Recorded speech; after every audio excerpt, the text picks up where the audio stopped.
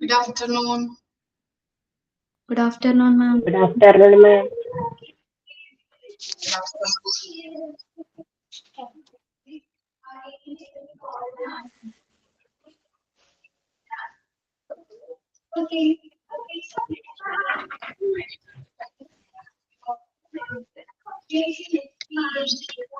ഇവിടെ power failure ആയതുകൊണ്ട് miss camera on ആക്കി ക്ലാസ് എടുക്കുന്നത്. എല്ലാവരും ഒന്ന് മ്യൂട്ട് ചെയ്യോ? പവർ ഫെയിലിയർ വന്നത് കാരണം മിസ് ക്യാമറ ഓൺ ആക്കാതെയാണ് ഇന്ന് ക്ലാസ് എടുക്കുന്നത്. ഓക്കെ ആണോ? പറഞ്ഞത് മനസ്സിലായോ?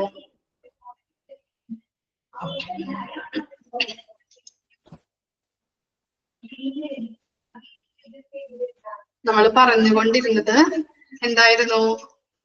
കീ പെർഫോമൻസ് ഇൻഡിക്കേറ്റേഴ്സ് ആയിരുന്നു അല്ലെ പറഞ്ഞുകൊണ്ടിരുന്നത്. എത്ര വരെയാണ് എടുത്തത്? 5th വൺ അല്ലേ എടുത്തത്?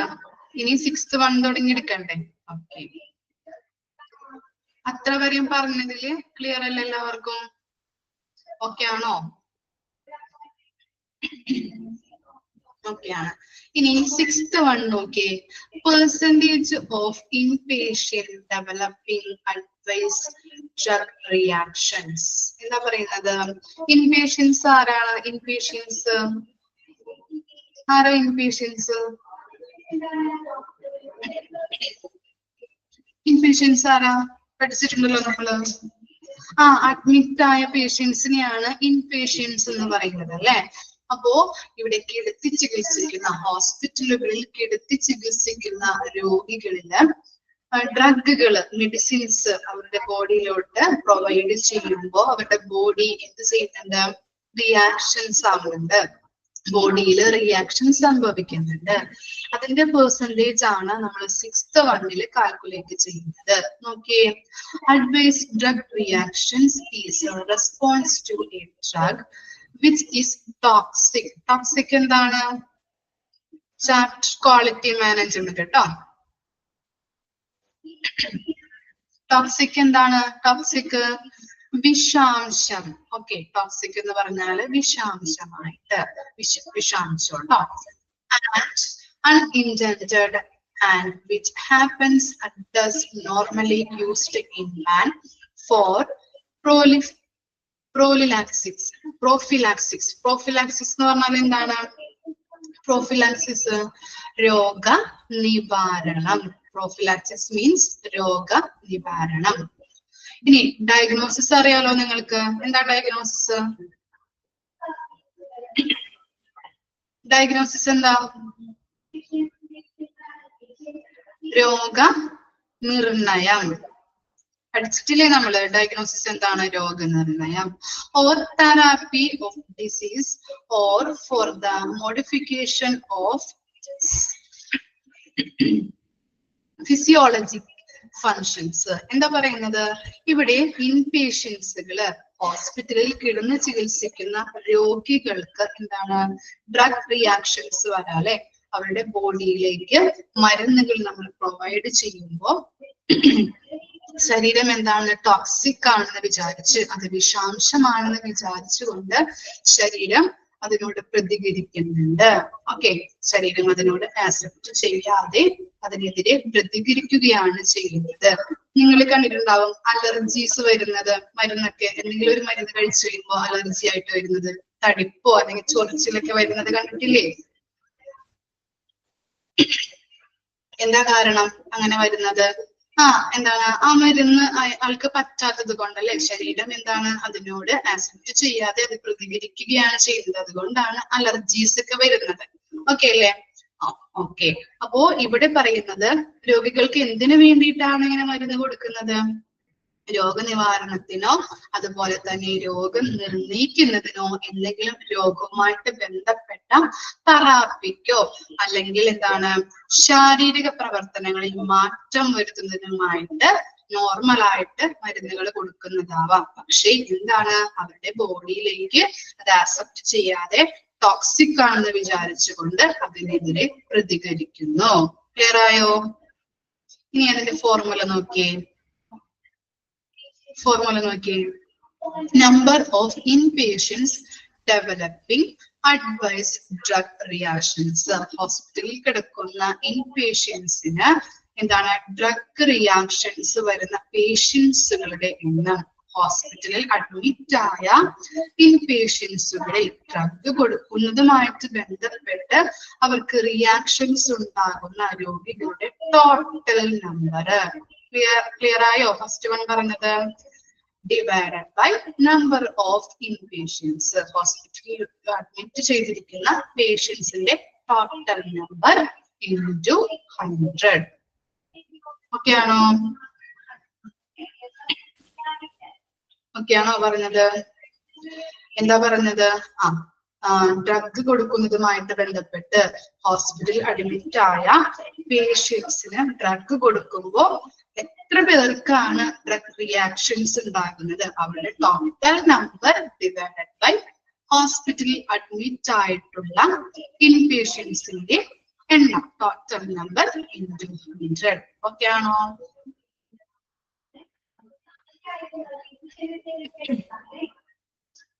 നെക്സ്റ്റ് പറയട്ടെ മിസ്. ഇനി എന്താണ് 7th വൺ നോക്കിയേ. Percentage of unplanned return to OT. OT എന്താണ്? OT എന്ന് പറഞ്ഞാൽ എന്താ? ഓപ്പറേഷൻ തിയേറ്റർ അല്ലേ? ഓക്കെ, ഓപ്പറേഷൻ തിയേറ്ററിലേക്ക് പ്ലാൻ ചെയ്യാതെയുള്ള തിരിച്ചുവരവ്, അതിന്റെ പെർസെന്റേജ് ആണ് നമ്മളിവിടെ കണക്കാക്കുന്നത്. Okay, unplanned return to the OT is defined as any secondary procedure needed for a complications that results directly from the index operations during the same admission. Same admissionuമായിട്ട് ബന്ധപ്പെട്ട അല്ലെ, surgery കഴിഞ്ഞു അതിനുശേഷം എന്താണ് എന്തെങ്കിലും കോംപ്ലിക്കേഷൻസ് ഒക്കെ ഉണ്ടായിട്ടുണ്ടെങ്കിൽ തിരികെ എവിടേക്കാണ് രോഗികളെ കൊണ്ടുവരുന്നത്? എവിടേക്കാണ് തിരിച്ചു കൊണ്ടുവരുന്നത്? സർജറിയുമായിട്ട് ബന്ധപ്പെട്ട് എന്തെങ്കിലും കോംപ്ലിക്കേഷൻസ് ഉണ്ടായി കഴിഞ്ഞാല് തിരിച്ചവരെവിടേക്ക് തന്നെ കൊണ്ടുവരും? ഓപ്പറേഷൻ തിയേറ്ററിലേക്ക് തന്നെ കൊണ്ടുവരും അല്ലെ? അപ്പൊ അതുമായിട്ട് ബന്ധപ്പെട്ട പെർസെന്റേജ് ആണ് ഇവിടെ കാൽക്കുലേറ്റ് ചെയ്യുന്നത്. നോക്കിയേ, എക്സാമ്പിൾ നോക്കിയേ. Post operative bleeding debridement. എന്താണ് ഡിബ്രീഡിമെന്റ് എന്ന് പറഞ്ഞാല്? അറിയാത്തവരൊന്ന് കുറിച്ച് വെച്ചോളൂ കേട്ടോ. ഡിബ്രീഡിമെന്റ് എന്ന് പറഞ്ഞാല് അൺഹെൽത്തി ടിഷ്യൂസ് ഒക്കെ റിമൂവ് ചെയ്യുന്ന പ്രൊസീജിയർ. അൺഹെൽത്തി ടിഷ്യൂസ് റിമൂവ് ചെയ്യുന്ന പ്രൊസീജിയർ ആണ് ഡിബ്രീഡിമെന്റ് എന്ന് പറയുന്നത്. അതുപോലെ സെക്കൻഡറി സ്വിച്ചറിങ്. സ്വിച്ചറിങ് എന്ന് പറഞ്ഞാല് എന്താണ്? മുറിവുകളില് നമ്മൾ സ്റ്റിച്ച് ഇടാറില്ലേ? ആ സ്റ്റിച്ച് പൊട്ടിപ്പോകുന്നത്, അതുപോലെ എന്താണ് മുറിവുകളിലൊക്കെ പഴുപ്പുണ്ടാകുമ്പോ അതൊക്കെ നീക്കം ചെയ്യുന്നതിന് വേണ്ടിയിട്ടും എവിടേക്ക് കൊണ്ടുവരാറുണ്ട്? നമ്മള് ഓപ്പറേഷൻ തിയേറ്ററിലോട്ട് കൊണ്ടുവരാറുണ്ട്. അതുപോലെ എന്താണ് ഇനി നെക്സ്റ്റ് ആണ് പറയുന്നത് എന്താണ്? എംബോലോക്ടമി. എംബോലോക്ടമി എന്ന് പറഞ്ഞിട്ടുണ്ടെങ്കിൽ ബ്ലഡ് വെസൽസില് എന്തെങ്കിലും ബ്ലോക്ക് ഉണ്ടാകുമ്പോ അത് നീക്കം ചെയ്യുന്ന പ്രൊസീജിയർ. ബ്ലഡ് വെസൽസിലെ സർജറിയുമായിട്ട് ബന്ധപ്പെട്ട് ബ്ലഡ് വെസൽസ് എന്താണ്? രക്തക്കുഴലുകൾ അല്ലെ? ആ രക്തക്കുഴലുകളിൽ എന്തെങ്കിലും ബ്ലോക്കുകളൊക്കെ ഉണ്ടായിട്ടുണ്ടെങ്കിൽ അത് നീക്കം ചെയ്യുന്ന പ്രൊസീജിയറിനെയാണ് എംബോലോക്ടമി എന്ന് പറയുന്നത്. മനസ്സിലായോ? എംബോലെക്ടമി എന്ന് പറഞ്ഞാൽ മനസ്സിലായോ? ഓക്കെ, എഴുതി വെച്ചിട്ടില്ലേ അവിടെ? ക്ലിയർ ആയോ? ഡിബ്രീഡിമെന്റ്, സ്വിച്ചറിങ്, അതുപോലെ തന്നെ എംബോലെക്ടമി. ക്ലിയർ ആണോ ഇത്രയും പറഞ്ഞത്? ഇനി എന്താണ്? Evaluation under anaesthesia etcetera. അനസ്തേഷ്യയുമായിട്ട് ബന്ധപ്പെട്ട് സർജറിയുമായിട്ട് ബന്ധപ്പെട്ട് നമ്മൾ അനസ്തേഷ്യ കൊടുക്കാറുണ്ട് അല്ലെ? ആ അനസ്തേഷ്യ കൊടുക്കുമ്പോൾ എന്തെങ്കിലും കോംപ്ലിക്കേഷൻസ് ഉണ്ടാകുമ്പോൾ നമ്മൾ എവിടേക്ക് കൊണ്ടുവരാറുണ്ട്? ഓപ്പറേഷൻ തിയേറ്ററിലേക്കാണ് കൊണ്ടുവരുന്നത്. അപ്പോ ഇങ്ങനെ വരുമ്പോൾ ഈ പറഞ്ഞ കാര്യങ്ങൾ എക്സാമ്പിൾ നോക്കിയേ, ഈ എക്സാമ്പിൾ ഒക്കെ വെച്ചിട്ട് നമ്മൾ എന്താണ് അത് പ്ലാൻ ചെയ്ത് വരുന്ന ഒരു ഇതാണോ? അല്ലല്ലേ. നമ്മൾ എന്താണ് അൺപ്ലാൻഡ് ആയിട്ടുള്ള കാര്യങ്ങളാണ് ഓപ്പറേഷൻ തിയേറ്ററിലേക്ക് ഇപ്പൊ സ്റ്റിച്ച് പൊട്ടുന്നത് അങ്ങനെയുള്ള അവസ്ഥകളൊക്കെ എന്താണ് നമ്മൾ പ്ലാൻ ചെയ്തിട്ട് വരുന്നതാണോ? അല്ല, പെട്ടെന്ന് ഉണ്ടാവുന്നതാണല്ലേ. ഇപ്പൊ പ്ലാൻ ചെയ്യാതെ വരുമ്പോൾ ഓപ്പറേഷൻ തിയേറ്ററിലേക്ക് രോഗികളെ കൊണ്ടുവരുമ്പോൾ അതിന്റെ പെർസെന്റേജ് ആണ് ഇവിടെ കാൽക്കുലേറ്റ് ചെയ്യുന്നത്. ഓക്കെ ആണോ? ക്ലിയർ ആയോ പറഞ്ഞ ഭാഗങ്ങള്? എന്തെങ്കിലും ഡൗട്ട് ഉണ്ടോ? ഓക്കെ ആണ്. ഇനി അതിന്റെ പെർസെന്റേജ് നോക്കിയേ. Number of unplanned return to OT.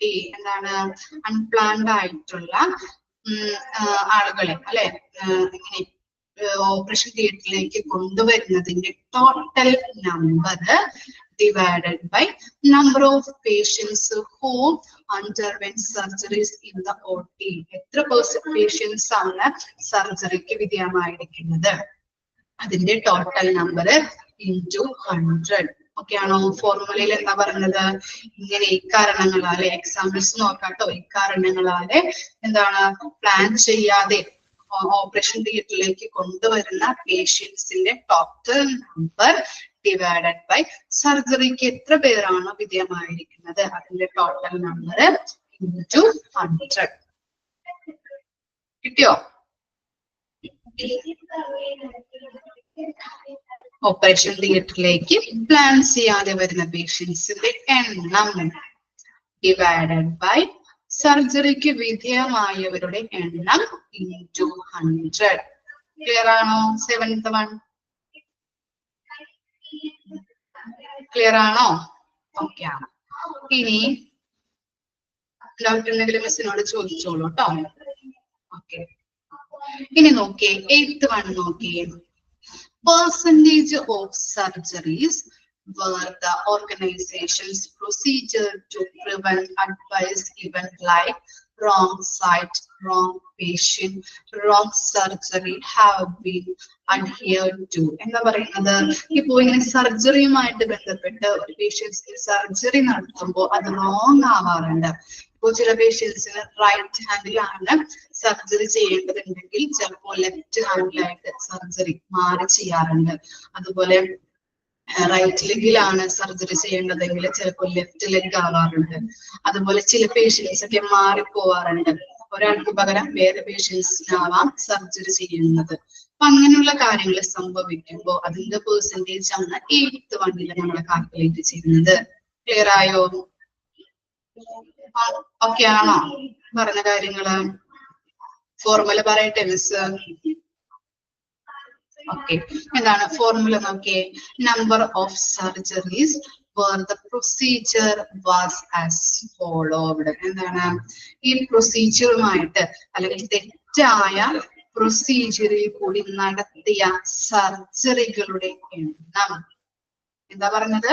തെറ്റായ പ്രൊസീജിയറിൽ കൂടി നടത്തിയ സർജറികളുടെ എണ്ണം divided by number of surgeries performed. അവിടെ പെർഫോം ചെയ്ത സർജറീസിന്റെ ടോട്ടൽ എണ്ണം ഇൻറ്റു 100. ക്ലിയർ ആണോ? എന്താ പറഞ്ഞത്? Number of surgeries where the procedure was as followed. എന്താണ്? തെറ്റായ പ്രൊസീജിയറിൽ കൂടി നടത്തിയ സർജറികളുടെ എണ്ണം ഡിവൈഡഡ് ബൈ അവിടെ പെർഫോം ചെയ്ത ടോട്ടൽ സർജറീസിന്റെ എണ്ണം ഇൻറ്റു 100. ക്ലിയർ ആയോ?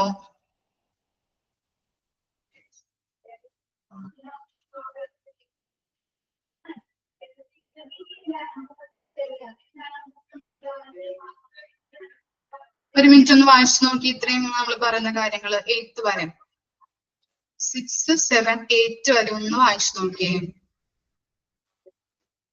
ഡൗട്ട് ഉണ്ടെങ്കിൽ മിസ്സിനോട് ചോദിച്ചോളൂ കേട്ടോ.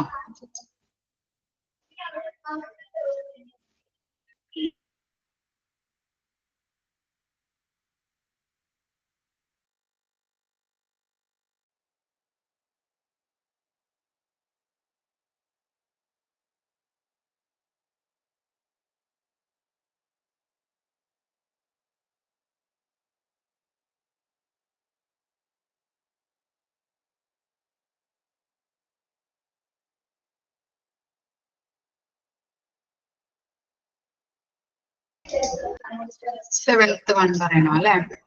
എന്താണ് 7th വൺ?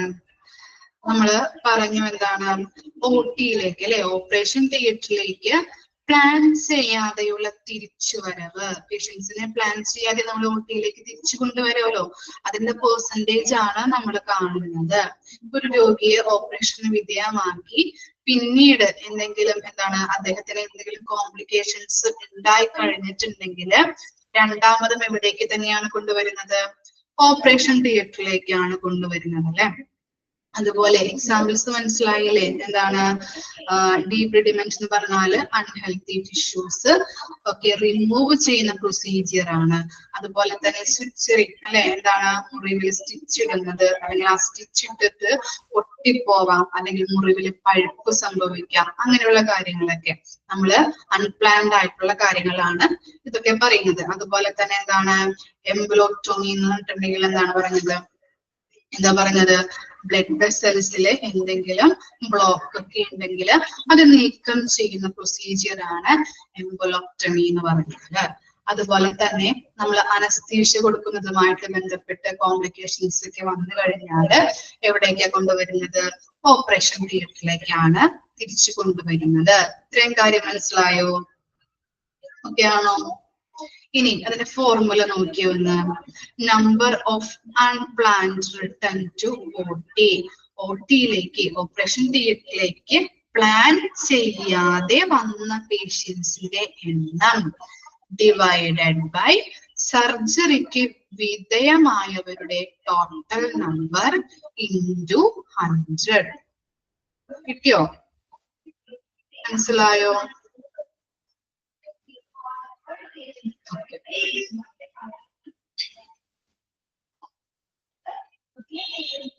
വായിച്ചു കഴിഞ്ഞോ? 8th വരെ ക്ലിയർ ആണോ എല്ലാവർക്കും? നെക്സ്റ്റ് പറയട്ടെ. Next percentage of transfusion reaction. Transfusion? Transfusion? ഡോണറിൽ നിന്ന് റെസിപ്പിയൻ ബോഡിയിലേക്ക് ബ്ലഡ് ട്രാൻസ്ഫർ ചെയ്യുന്നതിനെയാണ് ട്രാൻസ്ഫ്യൂഷൻ എന്ന് പറയുന്നത് അല്ലെ. നിങ്ങൾ ബ്ലഡ് ബാങ്കിൽ പഠിച്ചിട്ടുണ്ടാവും. അപ്പോ നോക്കിയേ, ഇപ്പോ ട്രാൻസ്ഫ്യൂഷൻ റിയാക്ഷൻ എന്ന് പറഞ്ഞാൽ അനുയോജ്യമല്ലാത്ത ബ്ലഡുകളാണ് ട്രാൻസ്ഫർ ചെയ്യുന്നതെങ്കിൽ ആ റിയാക്ഷൻസ് ഉണ്ടാവാനായിട്ട് അല്ലെ, പലതരം റിയാക്ഷൻസ് ഉണ്ടാവാനായിട്ട് സാധ്യതയുണ്ട്. അതിന്റെ പെർസെന്റേജ് ആണ് നമ്മളിവിടെ കാൽക്കുലേറ്റ് ചെയ്യുന്നത്. നോക്കിയേ, any hostile reaction to the transfusion of blood or blood components should be considered as transfusion reaction. Blood components ഒരു വ്യക്തിയിൽ നിന്ന് മറ്റൊരു വ്യക്തിയിലേക്ക് ട്രാൻസ്ഫർ ചെയ്യുന്ന സമയത്ത് ആ വ്യക്തിയുടെ ബോഡിയിൽ റിയാക്ഷൻസ് ഉണ്ടാവാം അല്ലെ, അതിനെയാണ് നമ്മൾ ട്രാൻസ്ഫ്യൂഷൻ റിയാക്ഷൻ എന്ന് പറയുന്നത്. ക്ലിയർ ആയോ? നിങ്ങൾ പഠിച്ച കാര്യങ്ങൾ തന്നെയാണ് കേട്ടോ. പിന്നെന്താ പറയുന്നത്?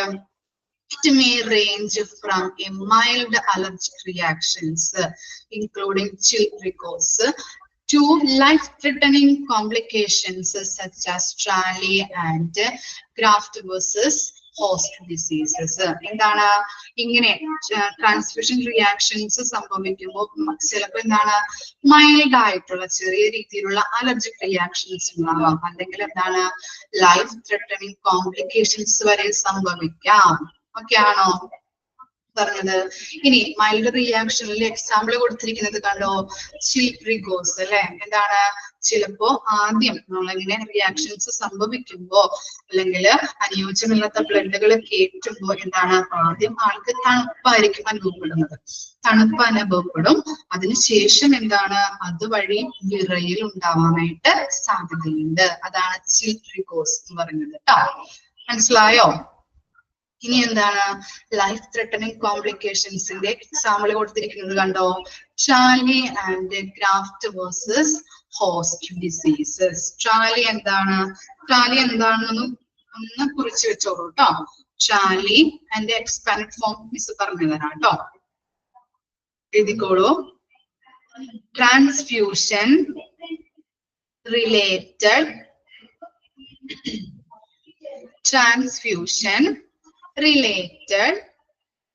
acute lung injury. Transfusion related acute lung injury. TRALI എന്ന് പറഞ്ഞാൽ എന്താണ്? ട്രാൻസ്ഫ്യൂഷനുമായിട്ട് ബന്ധപ്പെട്ട് ലങ്സിന് ഉണ്ടാകുന്ന പെട്ടെന്ന് വരുന്ന ഇഞ്ചുറിനെയാണ് ട്രാലി എന്ന് പറയുന്നത്. ഇപ്പോ അങ്ങനെയുള്ള എന്താണ് അനുയോജ്യമല്ലാത്ത ബ്ലഡുകൾ കയറ്റുമ്പോ ലങ്സിൽ എക്സസ് ആയിട്ടുള്ള ഫ്ലൂയിഡ് അടിഞ്ഞു കൂടുന്ന അവസ്ഥ, അതാണ് എന്ത്? ട്രാലി എന്ന് പറയുന്നത്. കിട്ടിയോ ട്രാലി എന്താണെന്ന്? എക്സ്പാൻഡഡ് ഫോം ഒക്കെ എഴുതിയോ? ഓക്കെ. ഇനി നോക്കിയേ, ഗ്രാഫ്റ്റ് വേഴ്സസ് ഹോസ്റ്റ് ഡിസീസസ് ഉണ്ടല്ലേ. നിങ്ങള് മജ്ജ മാറ്റിവെക്കൽ ശസ്ത്രക്രിയനെ കുറിച്ചൊക്കെ കേട്ടിട്ടുണ്ടോ? മജ്ജ മാറ്റിവെക്കല്, ബോൺ മാരോസ് കേട്ടിട്ടുണ്ടോ നിങ്ങള്? കേട്ടിട്ടുണ്ട്. അപ്പോ ഇതില് അങ്ങനെ മജ്ജ മാറ്റിവെക്കൽ ശസ്ത്രക്രിയക്ക് ശേഷം വരുന്ന കോംപ്ലിക്കേഷൻസ് ആണ് എന്ത്? ഗ്രാഫ്റ്റ് വേഴ്സസ് ഹോസ്റ്റ് ഡിസീസസ് എന്ന് പറയുന്നത് കേട്ടോ. മജ്ജ മാറ്റിവെക്കൽ ശസ്ത്രക്രിയക്ക് ശേഷം വരുന്ന കോംപ്ലിക്കേഷൻസ് എന്താ പറയുന്നത്? മറ്റൊരാളുടെ കയ്യിൽ നിന്നും സ്റ്റെം സെൽസ് സ്വീകരിക്കുമ്പോൾ അത് നമ്മുടെ അല്ലാത്തത് എന്ന് തിരിച്ചറിഞ്ഞുകൊണ്ട് നമ്മുടെ ശരീരം എന്ത് ചെയ്യുന്നുണ്ട്? അറ്റാക്ക് ചെയ്യുന്നു. അത് മറ്റൊരാളുടെ സ്റ്റെം സെൽസ് ആണെന്ന് മനസ്സിലാക്കിയിട്ട് നമ്മുടെ ശരീരം അറ്റാക്ക് ചെയ്യുന്നതാണ് എന്ത്? Graft versus host diseases. Okay ആണോ? മനസ്സിലായോ? അതിന്റെ ഫോർമുല നോക്കി. നമ്പർ ഓഫ് ട്രാൻസ്ഫ്യൂഷൻ റിയാക്ഷൻ അല്ലെ. റിയാക്ഷൻ ഉണ്ടായ ആളുകളുടെ total number divided by number of units transferred അല്ലെ. എത്ര ആളുകൾക്കാണ് ട്രാൻസ്ഫർ ചെയ്ത് കൊടുത്തിരിക്കുന്നത് അതിന്റെ ടോട്ടൽ എണ്ണം ഇൻറ്റു 100. റിയാക്ഷൻ ഉണ്ടായ ആളുകളുടെ ടോട്ടൽ എണ്ണം ഡിവൈഡഡ് ബൈ എത്ര ആളുകൾക്ക് നമ്മൾ ഇങ്ങനെ ട്രാൻസ്ഫ്യൂഷൻ ചെയ്തിട്ടുണ്ട് അതിന്റെ ടോട്ടൽ എണ്ണം ഇൻറ്റു 100. ഓക്കെ ആണോ?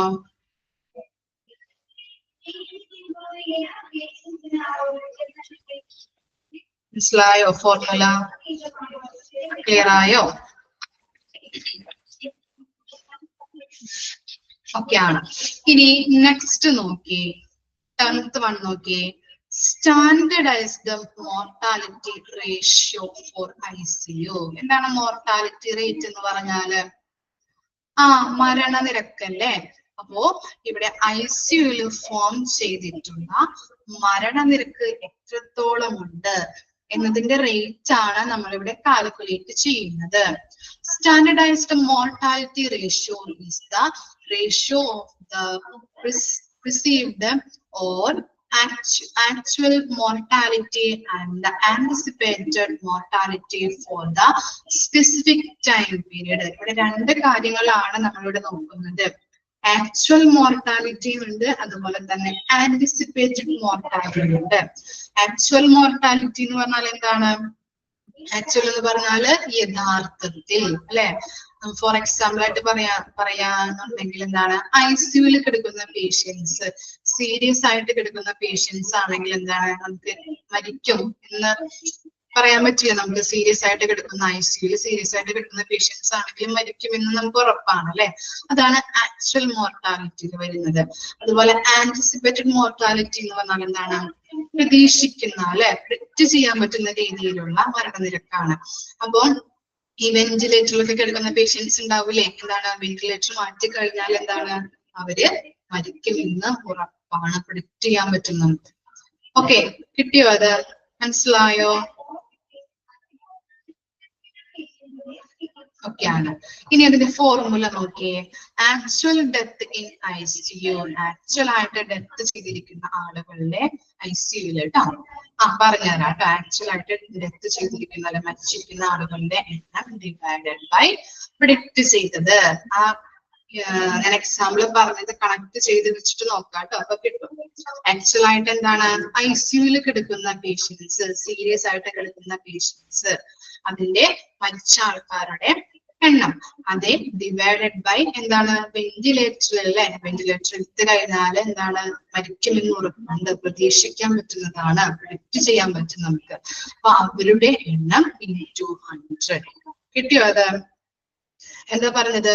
ICU ഫോം ചെയ്തിട്ടുള്ള മരണനിരക്ക് എത്രത്തോളം ഉണ്ട്, അതിന്റെ എന്താണ് ശതമാനമാണ് നമ്മൾ ഇവിടെ ചെക്ക് ചെയ്യുന്നത്. അതിന്റെ ഫോർമുല നോക്കി.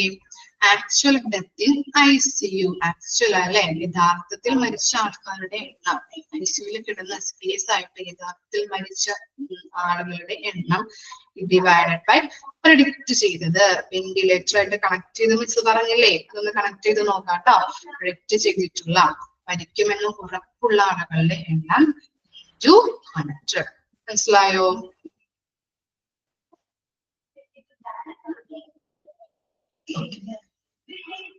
ഇനി നെക്സ്റ്റ് വൺ നോക്കിയേ. നെക്സ്റ്റ് എന്താണ്? Return to the emergency department within 72 hours with similar presenting complaints. എന്താ പറയുന്നത്? സിമിലർ പ്രസന്റിംഗ് കംപ്ലൈൻസ് ആയിട്ട് 72 മണിക്കൂറിനുള്ളിൽ എമർജൻസി ഡിപ്പാർട്ട്മെന്റിലേക്ക് തിരിച്ചു വരുന്ന പേഷ്യൻസിന്റെ റേറ്റ് ആണ് ഇവിടെ കാൽക്കുലേറ്റ് ചെയ്യുന്നത്. എക്സാമ്പിൾ പറയുമ്പോൾ മനസ്സിലാവും കേട്ടോ. ഒന്നുകൂടി മിസ് പറഞ്ഞു തരാം. സിമിലർ പ്രസന്റിംഗ് കംപ്ലൈൻസ് ആയിട്ട് 72 മണിക്കൂറിനുള്ളിൽ തിരിച്ചു വരുന്ന പേഷ്യൻസിന്റെ, എവിടെയാണ് എമർജൻസി ഡിപ്പാർട്ട്മെന്റിൽ വീണ്ടും തിരിച്ചു വരുന്ന പേഷ്യൻസിന്റെ റേറ്റ് ആണ് ഇവിടെ കാൽക്കുലേറ്റ് ചെയ്യുന്നത്. എക്സാമ്പിൾ നോക്കിയേ. ഇപ്പോ എമർജൻസി ഡിപ്പാർട്ട്മെന്റിൽ അല്ലെ കാഷ്വാലിറ്റി എന്ന് പറയാലോ. എമർജൻസി ഡിപ്പാർട്ട്മെന്റിനെ പറയാറുണ്ടോ? ഓർമ്മയുണ്ടോ? ആക്സിഡന്റ് അല്ലെ എമർജൻസി പിടിച്ചത്? പറയാറുണ്ട്. ഓക്കെ. അപ്പോ ഈ കാഷ്വാലിറ്റിയില് ഒരു പേഷ്യന്റ് വന്നിരിക്കണേന് എന്താണ് അബ്ഡോമിനൽ പെയിൻ ആയിട്ട്, അടിവയറ് വേദന, കഠിനമായ വയറുവേദനയായിട്ട് വന്നു. അപ്പൊ അവരെന്ത് ചെയ്യും? പേഷ്യൻസിനെ നോക്കും, അതിനെ പറ്റിയ ഇഞ്ചക്ഷൻസ് കൊടുക്കും അല്ലെ. ഇഞ്ചക്ഷൻ കൊടുത്തു, അതിനുശേഷം വയറുവേദന ഒന്ന് കുറഞ്ഞു. പിന്നീട് എന്ത് ചെയ്തു? അവരെ വീട്ടിലേക്ക് വിട്ടു. അതിനുശേഷം അവര് വീണ്ടും പിറ്റേ ദിവസം വന്നിരിക്കണേണ് എന്താണ് വയറുവേദന ആയിട്ട്. അപ്പോ ഇതാണ് ഇവിടെ പറയുന്നത് എന്താണ് സിമിലർ ആയിട്ട് സെയിം കോംപ്ലിക്കേഷൻസ് ആയിട്ട് തന്നെയല്ലേ വന്നിരിക്കുന്നത്, അല്ലെങ്കിൽ കംപ്ലൈന്റ് ആയിട്ട് തന്നെയല്ലേ വന്നിരിക്കുന്നത്. കഴിഞ്ഞ ദിവസം വന്നത് എന്താണ് വയറുവേദന ആയിട്ടാണ് അല്ലെ. എന്നിട്ട് എന്ത് ചെയ്തു? ഇഞ്ചക്ഷൻ എടുത്തു, വയറുവേദന കുറഞ്ഞപ്പോ തിരിച്ചു വിട്ടു. പിന്നെയും പിറ്റേ ദിവസം എന്താണ് അവർ വന്നത്? ആ സെയിം റീസൺ തന്നെ ആയിട്ടാണ് അല്ലെ. അപ്പൊ ആ സെയിം റീസൺ തന്നെ ആയിട്ട് 72 മണിക്കൂറിനുള്ളിൽ എമർജൻസി ഡിപ്പാർട്ട്മെന്റിലേക്ക് തിരിച്ചു വന്ന രോഗികളുടെ എണ്ണമാണ് അല്ലെങ്കിൽ പെർസെന്റേജ് ആണ് ഇവിടെ കാൽക്കുലേറ്റ് ചെയ്യുന്നത്. ക്ലിയർ ആയോ എക്സാമ്പിൾ പറഞ്ഞത്? ഓക്കെ. ഇനി അതിന്റെ ഫോർമുല നോക്കിയേ. Number of return to emergency within 72 hours with similar presenting complaints. അല്ലെ നമ്മൾ പറഞ്ഞ എന്താണ്? സിമിലർ പ്രസന്റിംഗ് കംപ്ലൈൻസ് ആയിട്ട് 72 മണിക്കൂറിനുള്ളിൽ എമർജൻസി ഡിപ്പാർട്ട്മെന്റിലേക്ക് തിരിച്ചു വന്ന പേഷ്യൻസിന്റെ എണ്ണം, total number divided by number of patients who have come to the emergency. Emergency ഡിപ്പാർട്ട്മെന്റിലേക്ക് വന്ന രോഗികളുടെ ആകെ എണ്ണം into 100. കിട്ടിയോ? ഫോർമുല എളുപ്പമല്ലേ? എന്താ ഫോർമുല പറഞ്ഞത്? സിമിലർ റീസൺ ആയിട്ട് 72 മണിക്കൂറിനുള്ളിൽ തിരിച്ചു വന്ന എമർജൻസി ഡിപ്പാർട്ട്മെന്റിലേക്ക് തിരിച്ചു വന്ന രോഗികളുടെ ആകെ എണ്ണം ഡിവൈഡഡ് ബൈ എമർജൻസി ഡിപ്പാർട്ട്മെന്റിലേക്ക് വന്ന രോഗികളുടെ ആകെ എണ്ണം into 100. കിട്ടിയോ? ഫോർമുല ഓക്കെ ആണോ? ഓക്കെ ആണ്. ജസ്റ്റ് ഇത്രയും പറഞ്ഞതൊന്ന് വായിച്ചു നോക്കി. ജസ്റ്റ് ഒന്ന് 9 to 12 11 വരെ ഒന്ന് വായിച്ചു നോക്കട്ടോ.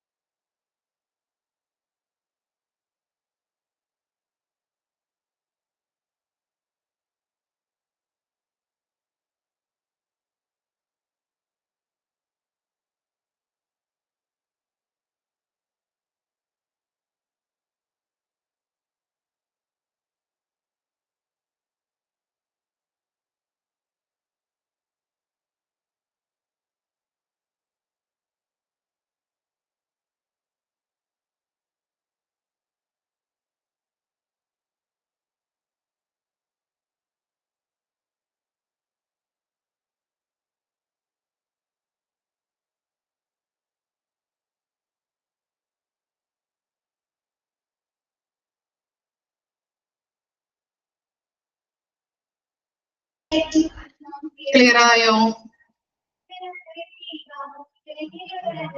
ഓക്കെ ആണല്ലേ? ഇനി നെക്സ്റ്റ് 12 ഒന്ന് നോക്കി.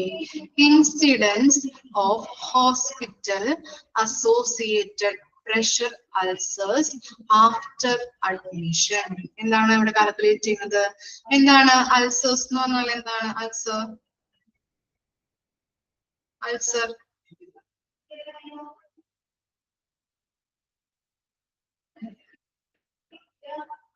എന്താണ്? അൾസേഴ്സ് എന്ന് പറഞ്ഞാല്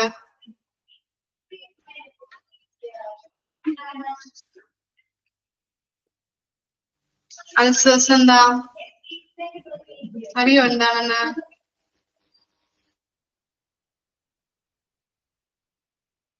വ്രണങ്ങള് കേട്ടിട്ടുണ്ടോ നിങ്ങള്? വ്രണങ്ങൾ. അൾസേഴ്സ് എന്ന് പറഞ്ഞാല് വ്രണങ്ങൾ. വ്രണം കേട്ടോ. ഇപ്പോ എന്താണ് കിടക്കയിൽ കിടക്കുന്ന അല്ലെങ്കിൽ കിടപ്പ് രോഗികൾക്ക് എന്താണ് അത് അവരുടെ പുറത്തൊക്കെ എന്താണ് പൊട്ടാറില്ലേ? അതാണ് അവിടെ ഉദ്ദേശിക്കുന്നത് കേട്ടോ. കിടപ്പ് രോഗികളില് എന്ത് സംഭവിക്കാറുണ്ട്? കൂടുതൽ ടൈമിൽ ഇങ്ങനെ കിടന്നു വരുമ്പോ അവർ കുറെ കാലം ഇങ്ങനെ കിടന്നു വരുമ്പോ എന്താണ് അവരുടെ പുറത്തല്ലേ, പുറത്തെന്താണ് വ്രണങ്ങൾ ഉണ്ടാവാറുണ്ട്, പൊട്ടൽ സംഭവിക്കാറുണ്ട്. അവരുടെ പെർസെന്റേജ് ആണ് നമ്മളിവിടെ കാണുന്നത് കേട്ടോ. A pressure ulcer is localized injury to the skin. സ്കിന്നില് വരുന്ന ലോക്കലൈസ്ഡ് ആയിട്ടുള്ള ഒരു ഇഞ്ചുറി ആണ് പ്രഷർ അൾസർ എന്ന് പറയുന്നത്.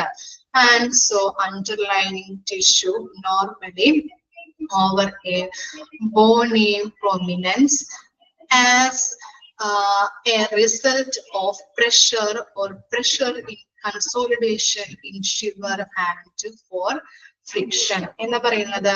ഇവിടെ ഇങ്ങനെ ഈ വ്രണങ്ങൾ വരുന്നത് അല്ലെങ്കിൽ എന്താണ് അവരുടെ പുറത്തൊക്കെ ഇങ്ങനെ പൊട്ടൽ എങ്ങനെയൊക്കെയാണ് സംഭവിക്കുന്നത്?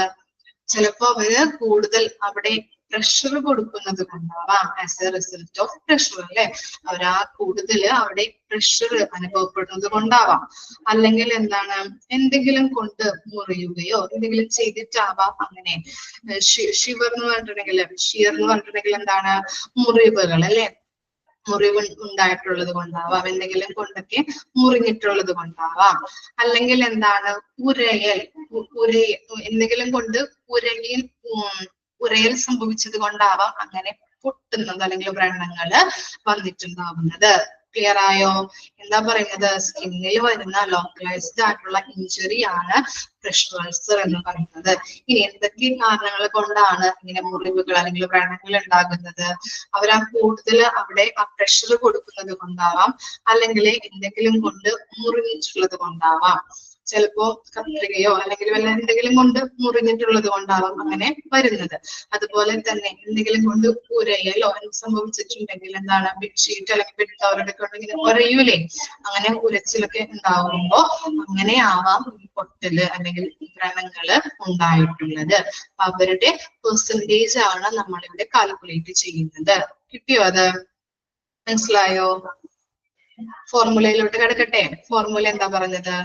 Number of patients who develop new or worsening of pressure ulcer or total number of patients days into 100. ഇവിടെ എന്താ പറയുന്നത്?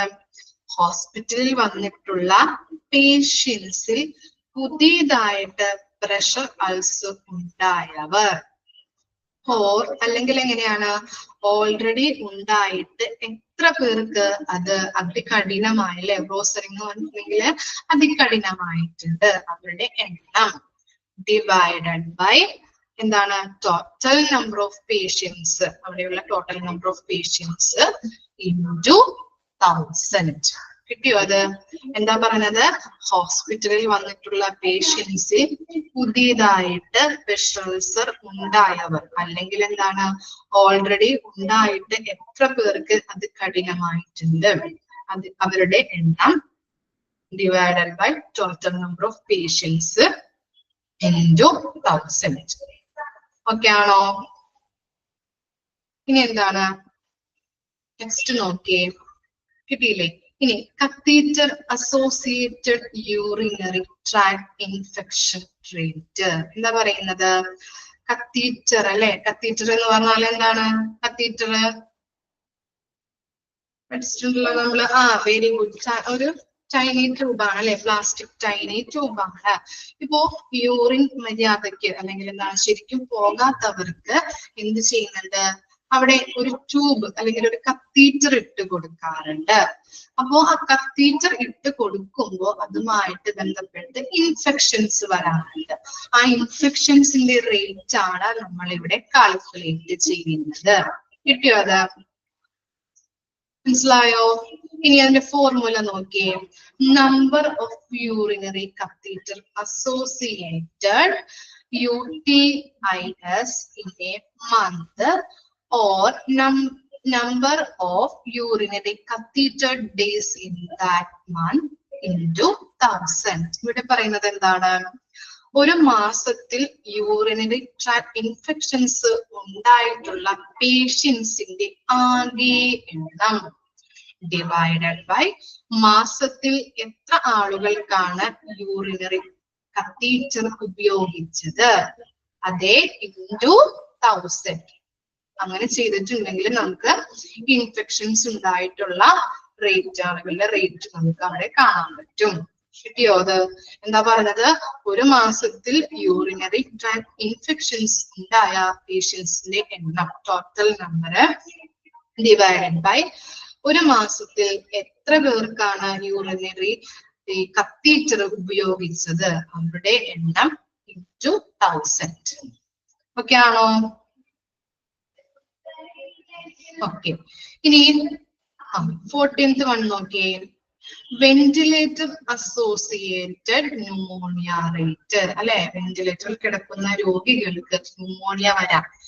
എല്ലാ ആൾക്കാരും കിടക്കുന്ന എല്ലാവർക്കും വരണമെന്നില്ല. കുറച്ചു പേർക്ക് എന്താണ് ന്യൂമോണിയ വരാം.